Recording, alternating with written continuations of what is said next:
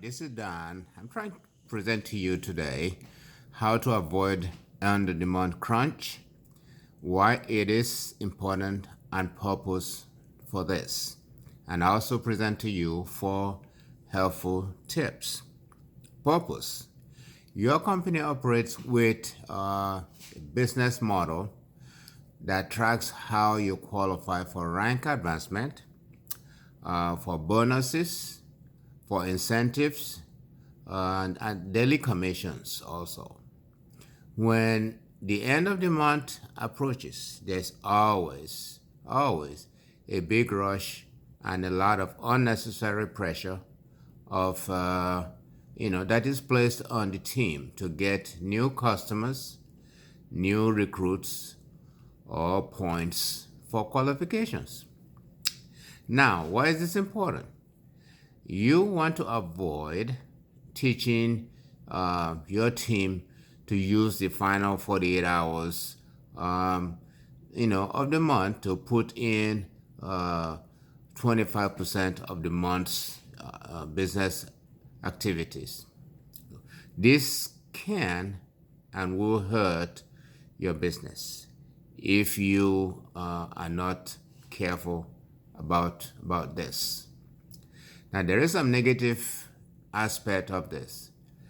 The negative impact on potential customers. Remember, that's the most important thing. And potential customers or recruits, say, calling them with the urgency and putting pressure on them to purchase by due date to your deadline could lead some of them to a real turn-off forever, and you potentially will never hear from them again.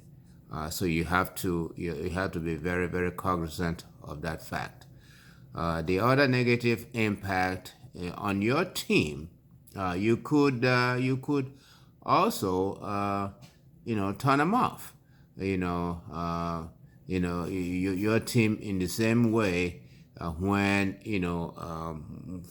they start receiving phone calls or calls from you in the final few hours of the month than all the calls they receive from you all month long. In so doing, you come across as focusing on your needs and not to help them hit their own goals. Remember, that's what you as a leader is there for. So here are my 4 helpful tips. Number 1, first 48 hours. Now, here with advice that you teach your team to focus on the first 48 hours of each month to review and implement a plan on how they want to grow their business. Remember, this is their business. Number 2 is smooth flow monthly. Keep your team focused on growing with a daily activity that continues to build their business month to month. Okay. Number 3 that I see is getting in the habit of goal setting. Okay. What that means is each month have your team write down goals that they want to accomplish to keep their business growing. Remember, this is their business. Okay. Number 4, create contests. Now, what do I mean to that? I said put in place fun, F-U-N, fun contests that are focused on the first week to 10 days of each month to continue the momentum going. Okay. So those are some of the key things that I think you need to take into consideration as you try to avoid the end of the month crunch.